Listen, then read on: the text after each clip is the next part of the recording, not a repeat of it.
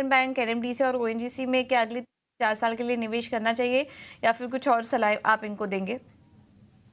देखिए, एनएमडीसी की जहाँ तक बात है, मुझे लगता है कि अच्छी कंपनी है और आयरन ओर में कंपनी प्लेस्ड है। लेकिन सबसे पहली चीज़ की कंपनी में काफ़ी बड़ी बढ़त आ चुकी है।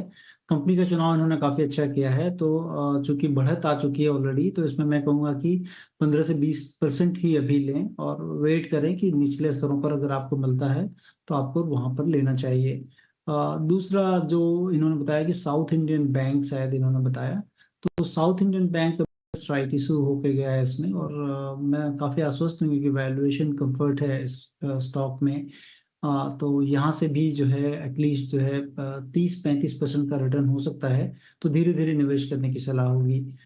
दूसरा जो इन्होंने शायद बताया ओएनजीसी है क्या सर?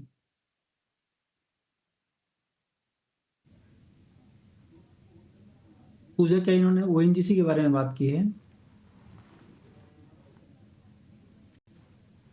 जी, ओएनजीसी।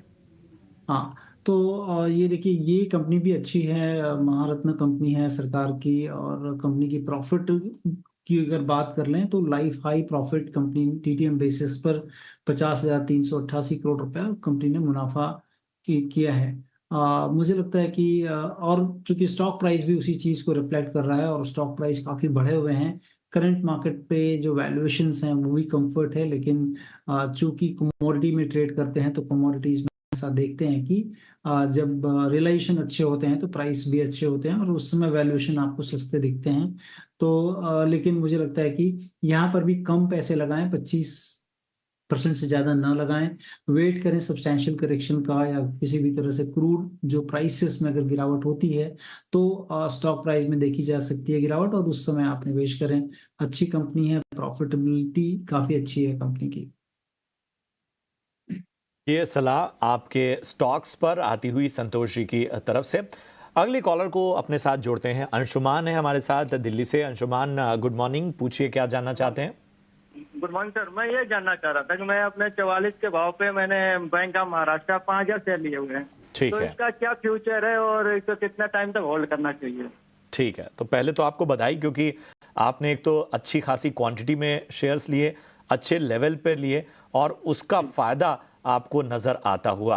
अब मुझे जरा बताइए कि आप कितना और समय दे सकते हैं इस स्टॉक को। मैं इसको 5 से 7 साल दे सकता हूँ।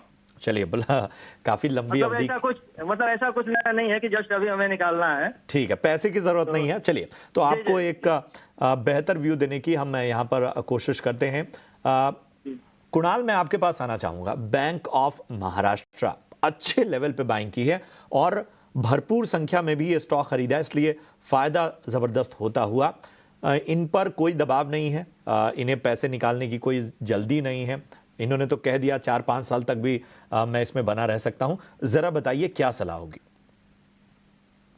प्रशांत, हमारे व्यूअर ने बहुत ही अच्छे लेवल पे डेफिनेटली एंट्री की है, और इनफैक्ट 3 काउंटर्स ऐसे हैं जो ऑलमोस्ट सिमिलर फॉर्मेशन में है।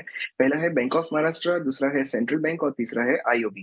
तीनों काउंटर में बहुत ही अच्छी ट्रेंड बनी हुई है। रिसेंटली फरवरी से लेकर अब तक शायद ये तीनों काउंटर साइडवेज कंसोलिडेशन में रह चुके हैं, बट बिकॉज इनकी लंबी नजरिया है, बैंक ऑफ महाराष्ट्र में डेफिनेटली बने रह सकते हैं। एक लेवल सुझा रहा हूँ और वो है 53। अगर ये काउंटर 53 के नीचे जाता है तो शायद हमें एक बार रिविजिट करना होगा। अदरवाइज इत्मीनान रखिए और इस काउंटर में बने रहें। जैसे जैसे काउंटर ऊपर जाता है, फिर से हमारे शो में आके किसी भी एक्सपर्ट को ट्रेलिंग स्टॉप लॉस पूछ लीजिए और वो ट्रेलिंग स्टॉप लॉस होल्ड करते रहिए। I think this rally can continue even further. इसका जो एक अप्रोक्सीमेट लक्ष्य जो हमने रखा है वो मैं शेयर कर रहा हूँ, और वो है 85 का। 85 का टारगेट है एज ऑफ नाउ, सो लंबी अवधि के लिए बने रहें। चलिए, तो यहाँ पर बैंक ऑफ महाराष्ट्र में लंबी अवधि के लिए रुकने की सलाह। और सूरज का सवाल हम यूट्यूब से लेंगे। वोडा आइडिया पर इनको दरअसल सलाह चाहिए। संतोष, एफपीओ में इनको शेयर मिला, होल्ड करना चाहिए या नहीं, ये इनका सवाल है।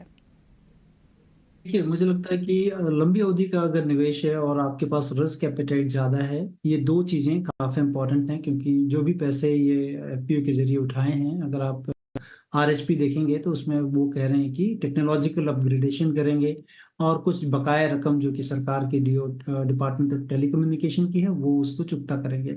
बट लार्जली जो है 12,000 करोड़ रुपए के करीब जा रहा है कि टेक्नोलॉजी अपग्रेडेशन 4G 5G के लिए करने वाले हैं। और सबसे बड़ी चीज जो कि फेस कर रही है कंपनी, कंपटीशन फ्रॉम दी जो है पीयर्स से, और जो है सबसे जो कम चीज देखते हैं, आरपू सबसे कम है इसकी, क्योंकि इनके पास वो स्ट्रेंथ नहीं है, और डिप्लीटिंग जो है सब्सक्राइबर बेस इनका दिखते जा रहा है। तो कंपनी में अगर आपको रखना है, और जो कि इंस्टीट्यूशंस बेट कर रहे हैं इसमें, बेट कर रहे हैं बेसिकली कि टर्न अराउंड हो जाएगी कंपनी, बट लेकिन शॉर्ट टर्म में एकदम नहीं रखें ध्यान, लंबी अवधि का नजरिया रखना चाहिए। और अगर आपकी रिस्क एपेटाइट ज्यादा है तभी आप लंबी अवधि में बने रहे, क्योंकि हम अभी बिजनेस पे टोटल बेट कर रहे हैं कि बिजनेस टर्न अराउंड हो जाएगा।